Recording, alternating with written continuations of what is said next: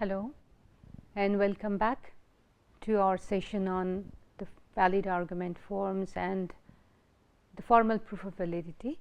So, this is our module 22 where we are going to now learn how to do this formal proof of validity, and I have introduced you I have mentioned about the valid argument forms, but this is where we are going to talk about the valid argument forms in details as to what their functions are and what their roles are, and then finally we need to learn about this rules of inference. So, this is where our module 2 is, module 22 is, and this is what we are going to do now. First of all, what is this argument form that we are talking about? Now, I have to remind you that I have already talked to you about what is known as statement form.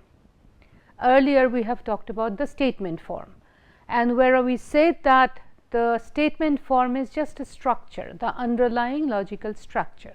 So, similarly, argument form is the underlying logical structure of arguments. So, if you want syntactically what it looks like, then the answer is that it is just an array of symbols which only contain statement variables. So, array made by statement variables, no constants whatsoever. So, you are not talking about actual statements at any point.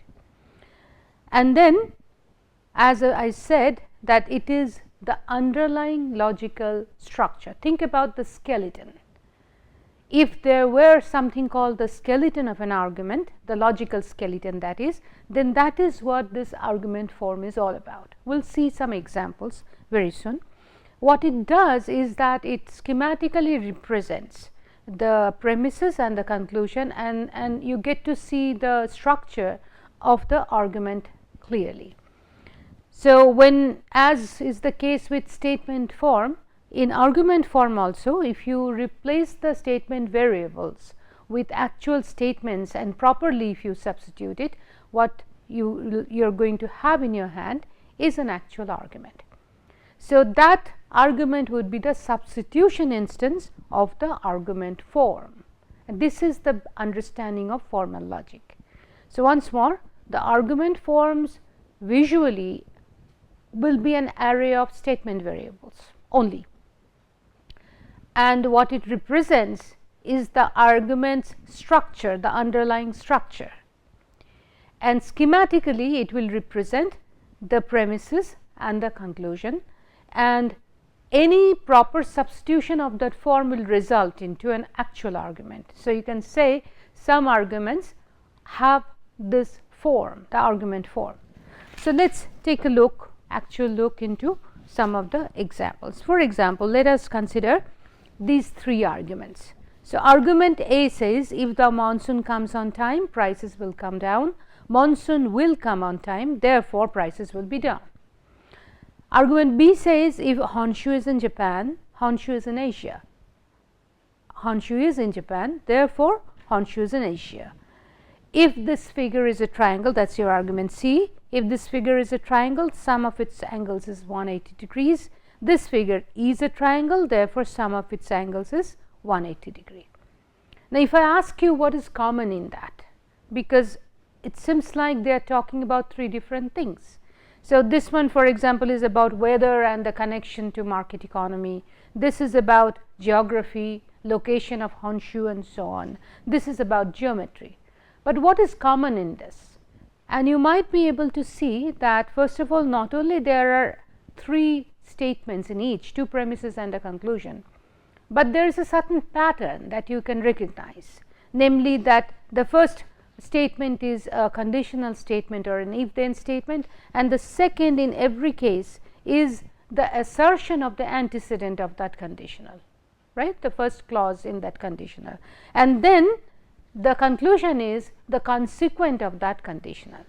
Now, what is that you are capturing? Your bare eyes can capture that there is some sort of a pattern, though it is not overly stated. So, that is what we call the underlying logical structure, okay, which we may represent in terms of statement variables in certain ways. So, keeping that in mind, so this is what you are going to gain like this. If you try to capture what is that argument form that we just saw, then probably you will pick up something like this. Let us remind ourselves that the P, Q's, these are statement variables. They are like holes, molds, where you can actually plug in, substitute actual statements. So, this may though looks like statements, but they are not. They are propositional variables, right. So, or statement variables. So, together what they represent is the structure that all these three arguments exhibit, and that is what we are going to call an argument form.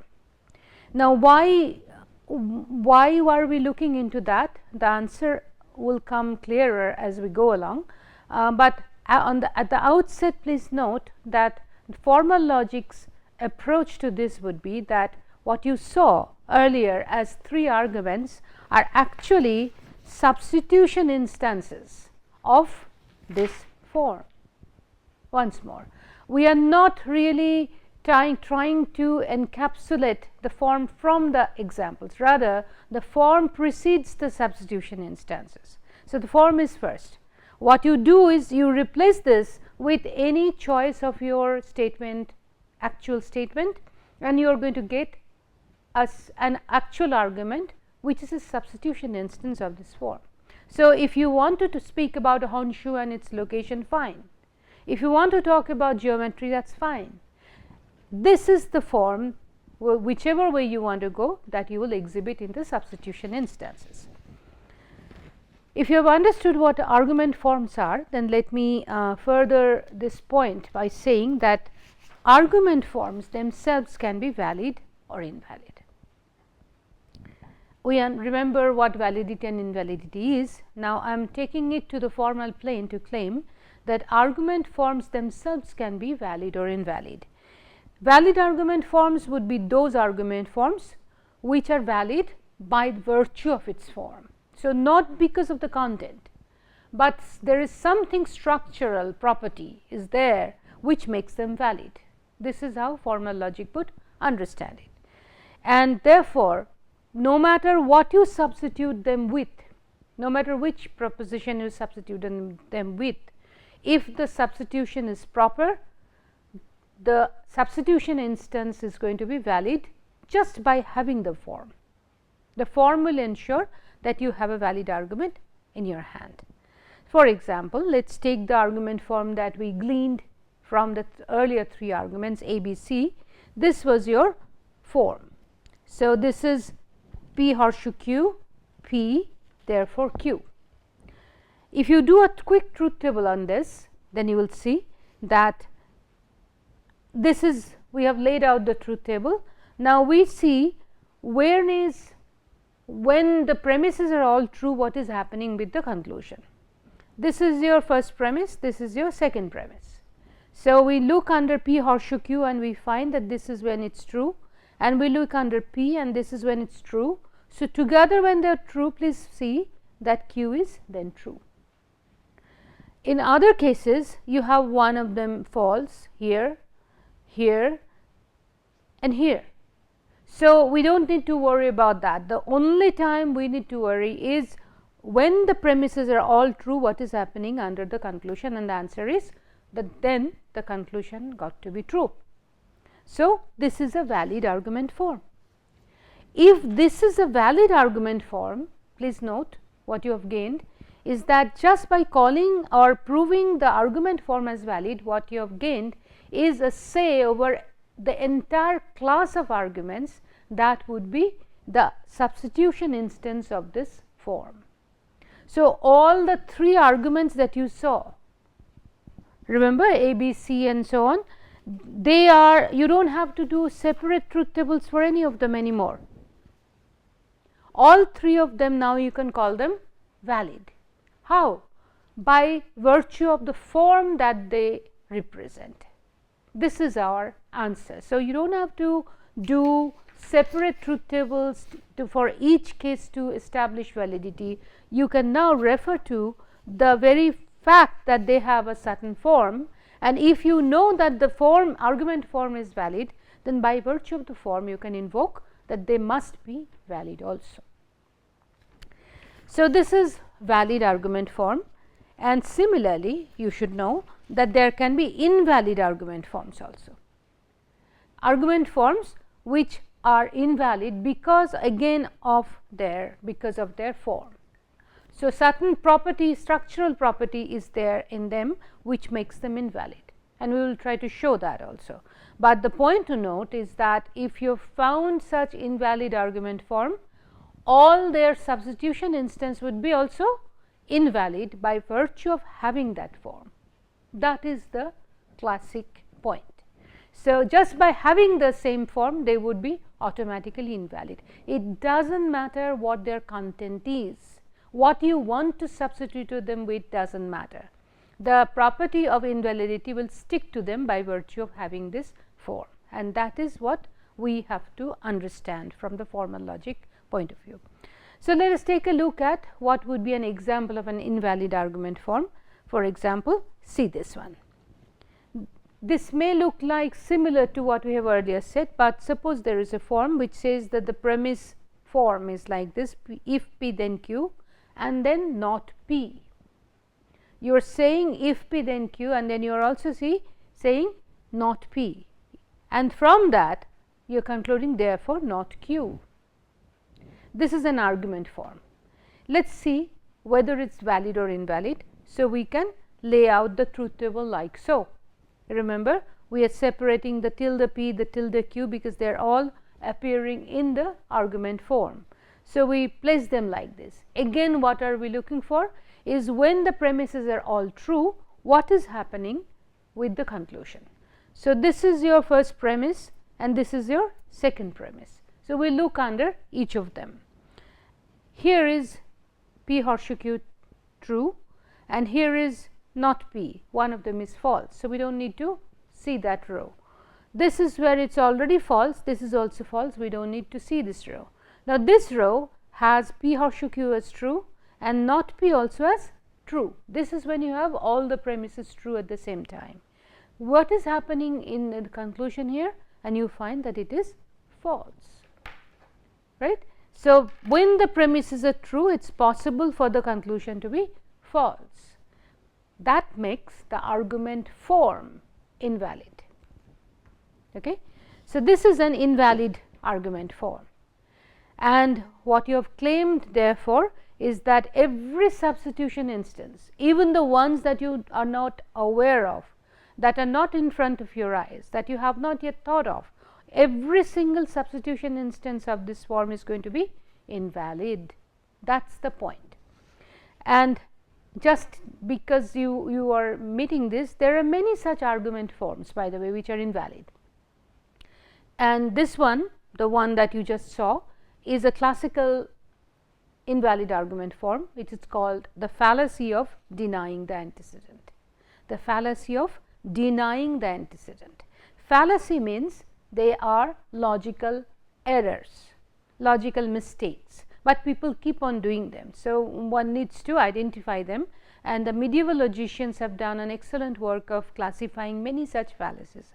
This is one of them, which is known and routinely people do this, but it is nonetheless a mistake, an error, and it is called fallacy of denying the antecedent.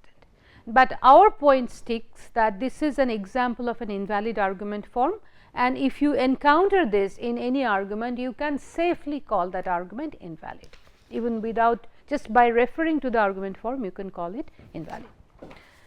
Now, why are we discussing this argument form, valid, invalid, etc.? The answer is here is that you need to understand that valid argument forms has a very important property for formal validity. What is that property? That property is that valid argument forms are truth preserving. Truth preserving. They have a quality that they preserve truth, as in if you start with truth and if you use this valid argument forms, they will protect the truth, they will preserve it. So, there is no way that you can start with truth and use the valid argument forms and still land into falsity. Get it? So, remember, in formal proof of validity you have step by step progress. So, if you start with a step that is true and then apply valid argument forms to that line, there is no way you can land into falsity. No, there is no way you can derive a falsity out of that. So, that is what they do. Therefore, now you know that the role of valid argument forms in formal proof of validity is important. What they serve as, some of them are going to be used as the rules of derivation. Remember, when I defined the formal proof of validity, we said that this would be a sequence or a process of deriving lines from previous lines according to certain rules. And I did not explain what these rules are. Time has come now to talk about it, but understand that these rules are nothing but what we would call valid argument forms. So, some valid argument forms would be identified as rules of derivation to serve this purpose. These rules, what they do is to allow us to derive new lines in a proof that are not given. Some lines are given, and then you need to derive new lines. What would protect the truth of those new lines? The answer is this: rules of derivation or valid argument forms will guarantee the truth of the derived line wherever they are used. Okay. So, this is our introduction to the whole mechanism of the proof. Let us now look into something very important. So, we are going to now talk about what is known as the rules of inference that you are going to use in the formal proof of validity. These are all valid argument forms. So, let us get acquainted with it. This is what we have seen earlier: if P then Q, if P and P therefore Q. Once more. So, you have if P then Q and P. So, there is an assertion. These are two separate lines, and you need each of these lines before you can pull the consequent out. Just from P alone you cannot pull Q out, just as if you have only if P then Q, you cannot pull Q out. So, you need two lines to pull this Q out. This is what we encountered earlier as the common structure or argument form in all the three arguments that we saw. There is a name for it, and we are going to call it modus ponens. That is a medieval name. We will shorten it and call it the MP rule. The MP stands for modus ponens. If you want to know, then this is by affirming we affirm, that is Latin. So, what you are affirming is that if P then Q, you are further affirming that P has happened, therefore, Q has happened. Let us come to its corollary. This is the second rule, which says that you have to have the premise if P then Q and not Q. So, together from these two lines you can say therefore, P is not the case. Now, if you are stumped by this, then let me remind you that Q is the necessary condition, right. So, if P and if it is true that if P then Q, and if it is also true that Q has not happened, then you can safely infer P also has not happened, and that is a valid argument form. It is called modus tollens. Shortened form is MT, and we are going to refer to it as MT. Few more. This rule number 3 is an ancient rule. Starting from the Greek times we have had it. It is colloquially called the chain rule, but the full name is hypothetical syllogism. Hypothetical means if then, and syllogism is an Aristotelian term. So, if the name is hypothetical syllogism, we are going to use the abbreviation HS. What does it say? That if you have two premises like this, if P then Q, if Q then R, see the chain, then if P then R. Please note that you are not saying P has happened, you are not also saying R has happened. The entire argument form places into a hypothetical or conditional mode. That is the name. If P then Q, if Q then R, if that is the case, then if P then R. Okay. Nothing more is being stated, but that helps us to get rid of the Q. Okay. If you need it so in a proof, you will see that the rule has a certain advantage. This one is simply saying this is called disjunctive syllogism, because it uses the wedge, the disjunction, and in short it is called DS. What am I doing? The first premise says P wedge Q and then says not P, all right. So, it follows therefore Q. Now, I have to remind you or sort of emphasize on this, that these rules of inferences are very rather formal and rigid. So, when you have such a situation, please note the sequence. What the rule allows is that you have a wedge and then you have the negation of the first disjunct. The position of the disjunct also matters. If you have so, the first disjunct is negated, then you can pull the second disjunct out.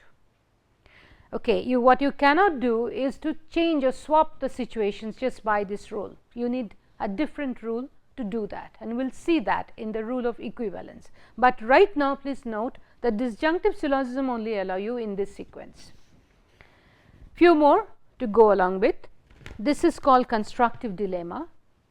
Let us take a note of what is it saying. We are going to call it the CD abbreviated. If you have a premise that says if P then Q and if R then S. So, it is a conjunction of two horseshoe statements. On top of that, if you have either P or R, notice the position of P and R. P is the antecedent of this one horseshoe and R is the antecedent of this second horseshoe statement. So, if you have together this sentence and P wedge R, then you can derive Q or S or Q wedge S. Notice the position of Q wedge Q and S. Q is the consequent of the first conditional, S is the consequent of the second conditional. So, if you have a situation like this along with this premise, together you can derive Q wedge S, and this is constructive dilemma. Its corollary is the destructive dilemma, which we are going to refer to as DD. What does it say? It is sort of a combination of this earlier rule and the modus tollens. So, if you have a conjunction of if P then Q, if R then S, you also have not Q, wedge not S. So, you have a negation of the consequent of each of this conditional as a disjunction. Then you can pull out not P or not R. Get it? So, if you have the negation of the consequent, then you can derive along with both the premises would be necessary, then you can derive either not P or not R, and that is your destructive dilemma rule.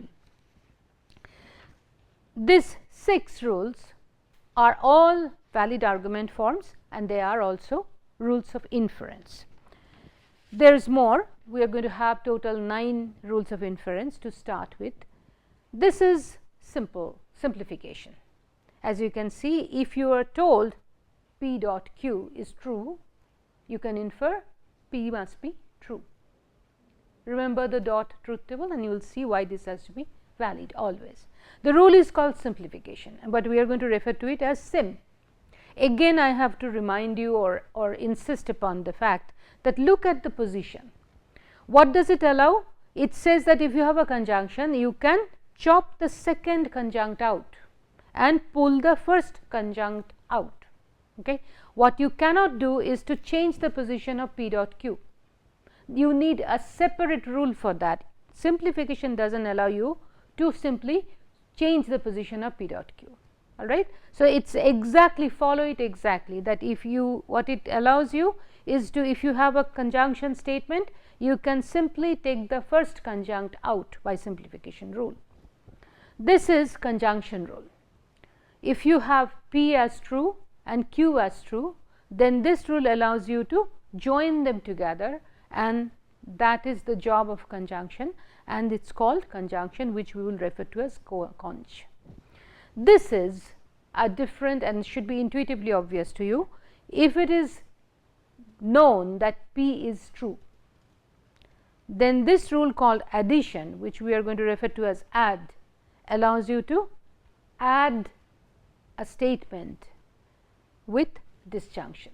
So, if P is known to be true, therefore, P wedge Q, where Q can be anything that you need or anything that you want to add.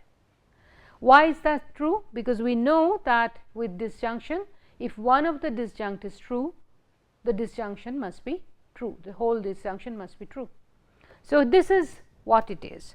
We are going to use these rules in our next modules to get into the proof properly, but it is very important at this stage that you go through the rules of inference by yourself. I have tried to explain and we will see how they apply, but it will take some time, but you need to give yourself that time to get the understanding properly. We are going to refer back again and again to the rules, but in this module this is where I will stop, and in the next module we will show you how to utilize these rules, but before that gain a knowledge of the rules. The more confident you are about the rules, the better you will be performing in the proof. So, that will be the end of our module number 22. Thank you very much.